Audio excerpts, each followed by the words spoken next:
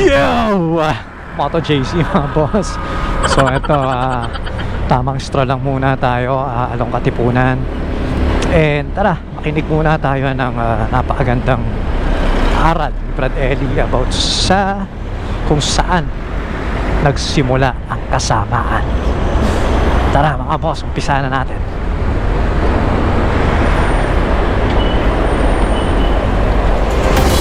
Ayun no? Sa magitan ng isang tao, pumasok ang kasalanan sa sanlibutan. Yung kahulugan ng salitang pumasok, hindi sa mundo nag-umpisa ang kasalanan o kasamaan. Alam mo kung saan nag-umpisa? Saan ba nang galing ang kasamaan? Alam mo, ang Diyos, hindi sa Kanya galing ang kasamaan. At wala siyang inilagay na kasamaan sa mundo. Nag-umpisa ang kasamaan sa labas ng mundo. Basahin natin ang 5 ng Roma, versikulo 12. Kaya kung paano na sa pamamagitan ng isang tao ay pumasok ang kasalanan sa sanglibutan. Ang sabi diyan, sa pamamagitan ng isang tao, si Adan yon, pumasok ang kasalanan sa sanglibutan. Kay Adan, sa tiempo na yan, nakapasok ang kasalanan. Kaya nga walang pre-Adamic race lalabas, kay Adan lang pumasok ang kasalanan sa mundo. Pagkatapos ikaw naman na yung pre-Adamic race, nilipol lahat dahil sa kasamaan. Paano nagkaroon ng kasamaan nun? Pumasok lang ang kasalanan sa panahon ni Adan sa magitan ng isang tao, pumasok ang kasalanan sa sanlibutan. Yung kahulugan ng salitang pumasok, hindi sa mundo nag-umpisa ang kasalanan o ang kasamaan. Alam mo kung saan nag-umpisa? Basahin natin ang Ezekiel 28:14, 15 at 17. Ikaw ang pinahirang kerubin na tumatakip at itinatag kita na anupat ikaw ay nasa ibabaw ng banal na bundok ng Diyos. Ikaw ay nagpanhikmanaog sa gitna ng mga batong mahalaga. Ikaw ay sakdal sa iyong mga lakad mula sa araw na ikaw ay lalangin, hanggang sa ang kalikuan ay nasumpungan sa iyo. Ito'y isang kerubin, mataas na uri ng anghel. Sa katunayan, yan ang mga pinakamatataas na anghel yung kerubin. Merong serapin, merong anghel, pero yung mga kerubin yan ang mga nasa higher up. Kumbaga, kung halimbawa, sasakay sa kabayo ang Diyos, halimbawa lang ito, sasakay siya sa kabayo, ang sasakyan niyang kabayo yung mga kerubin. Para ipakita ko lang sa'yo, they are very close to God, yung mga kerubin, kasi nandun sila sa higher hierarchy of angels, yung kerubin. Kaya ang Diyos, kung sumasakay, sasakay siya sa mga kerubin, hindi sa mga ordinaryong anghel lang, ano? Malapit ang proximity ng kerubin sa Diyos. Mga matataas na uri ng anghel yung kerubin.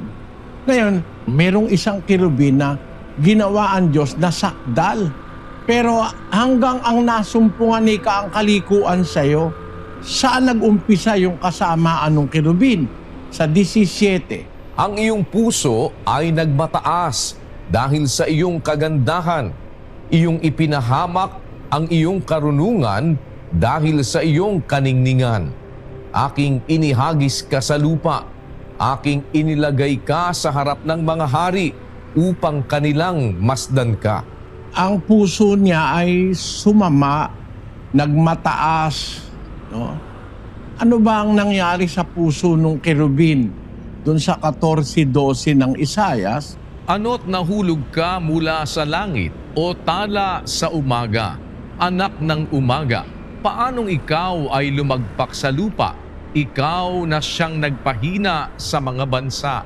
At sinabi mo sa iyong puso, ako'y sasampa sa langit, aking itataas ang aking luklukan sa itaas ng mga bituin ng Diyos, at ako'y uupo sa bundok ng kapisanan, sa mga kaduluduluhang bahagi ng hilagaan. ang tinutukoy dito yung kerubin si Satanas. Sinabi mo sa iyong puso, aking itataas ang aking luklukan sa itaas ng mga bituin ng Diyos. Uupo ako sa bundok ng kapisanan. Ako'y magiging gaya ng kataas-taasan. Gusto niya makipantay siya sa Diyos. isang kasalanang walang katimbang na kasamaan ng pantayan mo ang Diyos.